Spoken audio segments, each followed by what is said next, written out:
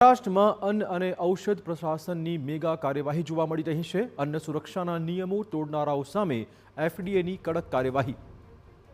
મુંબઈ, નાગપુર, બીડ, બુલઢાણા સહિત સમગ્ર રાજ્યભરમાં રેડની કામગીરી કરવામાં આવી।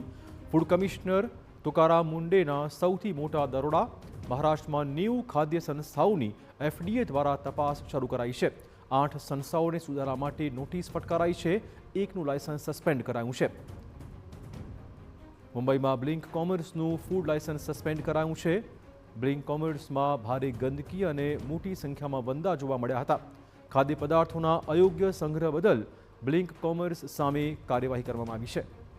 બુલઢાણાના રિલાયન્સ રિટેલ લિમિટેડ મોલમાંથી મળી અખાદ્ય કાજુ કતરી। કાજુ કતરીમાં ફૂગ અને જીવાત મળી આવ્યાની ફરિયાદ। તો મહારાષ્ટ્ર કોલ્હાપુરમાં ગોળ બનાવતા કેન્દ્રો ઉપર પણ એફડીએ રેડ પાડી છે। ગોળમાં ભેળસેળની આશંકા। 950 કિલોગ્રામ જથ્થો હાલમાં કબજે કરાયો છે। બીડમાં ખાદ્ય તેલની 5 સંસ્થાઓ તાત્કાલિક ધોરણે બંધ કરાવાઈ છે। બીડમાં ખાદ્ય તેલના 27 નમૂના લેબ ટેસ્ટિંગ માટે મોકલી અપાયા છે। જૂના ટીનમાં તેલ ભરવા સહિતની ગેરરીતિ પકડી પડાઈ છે।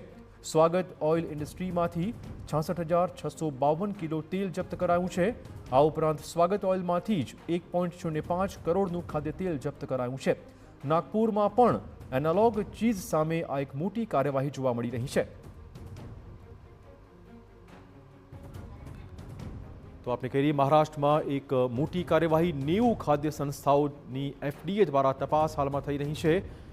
એકનું લાયસન્સ સસ્પેન્ડ કરાયું જ્યારે કે 8 સંસ્થાઓને સુધારા માટે નોટિસ ફટકારાઈ છે।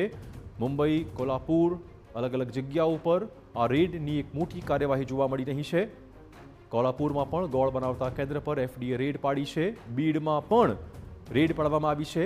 તો એક મોટી કાર્યવાહી આ તમામ ખાદ્ય પદાર્થો બનાવતી સંસ્થા પર। બુલઢાણામાં પણ રિલાયન્સ રિટેલ લિમિટેડ મોલમાંથી અખાદ્ય કાજુ કતરી મળતા તેના વિરુદ્ધ પણ એક મોટી કાર્યવાહી કરાઈ છે। કાજુ કતરીમાં ફૂગ અને જીવાત મળી આવ્યાની ફરિયાદ મળી હતી।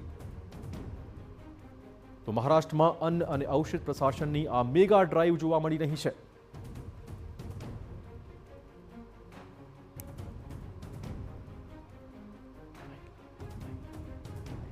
તો મુંબઈ, નાગપુર, બીડ, બુલઢાણા સહિત સમગ્ર રાજ્યભરમાં લગભગ 90 જેટલી સંસ્થાઓ પર આ રેડની એક મોટી કાર્યવાહી કરવામાં આવી રહી છે। ફૂડ કમિશનર તુકારામ મુંડેના સૌથી મોટા દરોડા। આખા રાજ્યભરમાં અલગ અલગ શહેરોમાં આ ડ્રાઈવની શરૂઆત કરાઈ છે। તાબડતોડ કાર્યવાહી દરમિયાન 8 સંસ્થાઓને નોટિસ અને એકનું લાયસન્સ સસ્પેન્ડ કરાયું છે। બીડમાં પણ ખાદ્ય તેલના નમૂના મેળવી લેવાયા છે। લેબ ટેસ્ટિંગ માટે મોકલી અપાયા છે। રિપોર્ટ આવ્યા પછી એ જે તે કંપની સામે પણ કાર્યવાહી કરવામાં આવશે।